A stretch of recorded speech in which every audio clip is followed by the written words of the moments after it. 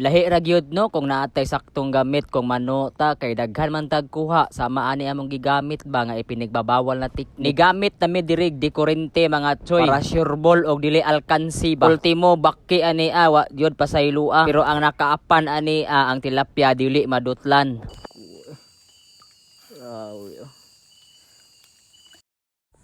Rada choy wa lagi lubi. Pero naatay tirada karon choy. Kay niabot man akong barkada pag high school akong kabatsmate dire sa mua. Ya wa ko ga-expect ba nga makatuod diri. Wa ko mag-expect mga choy no nga moabot ni sa balay ning akong amigo kay wala pa man gud ni katuod unya nagsabot na pud mi dugay-dugay na pud. Nagsabot mi nga mano mi nga magdaog di kurente. Daw siya di kurente sa ilaha. Kaabi ko og binuang rato niya kay lagi layo man ilang bay diri sa mua. Maunang nakurat pag ko kay naay ni ayo sa mua nga wa ko kaila ba siya man di ay to maunang wa ko ni balibad. Wa na may naglangay mission on the go na may diri mga choy. Perti niyang lipaya mga choy no kay nakabalik na daw siyang pangurinti og pano. Mao daw ni iyang pinakaganahan og malipay daw siya aning buhata. Bantugay ra kay kursonada og nidong gyud sa amua bisag gabi na. Unang tamak na mo diri mga choy no sa basakan mi naguna. Og wala pod may pakyasa nakakuha na mig isa. Nakakuha na gyud mig isa abi na mog masiruhan mi aning mga basaka. Pero ako na siyang giingnan nga kaning basaka gipangurintihan na. Diring dapita wa na pud pasayloa ang baki grabe dakoa oy. Ultimo baki di pasayloon tulid gud ang agi. Unya mao na ni ang among final destination ang sapa. Gibalik-balikan pud ni namo pano pero pag niagi wala mi nagdag kuryente. Wala mi nadalag kuryente kay wala man miya mo. Nang katong pag niagi namong pagpano diri ang mga basic equipment ug tools ra among dala. Sama ang mga sundang ug pana pero makakuha man pud gihapon pero ang mga baki murag duha-duha gid makuha kay grabing idlasa man gud makakita ra sa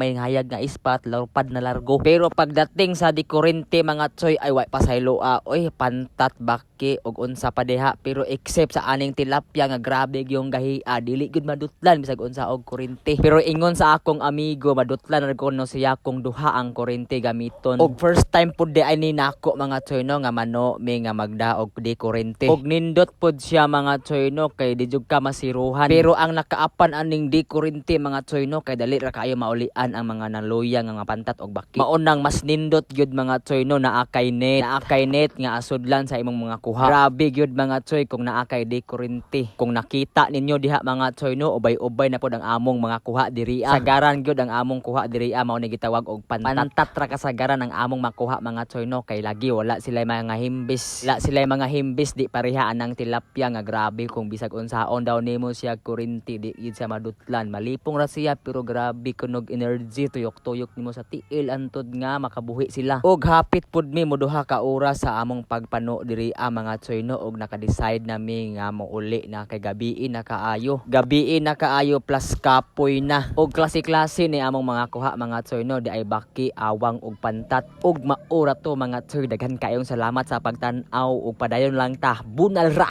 Uhahay!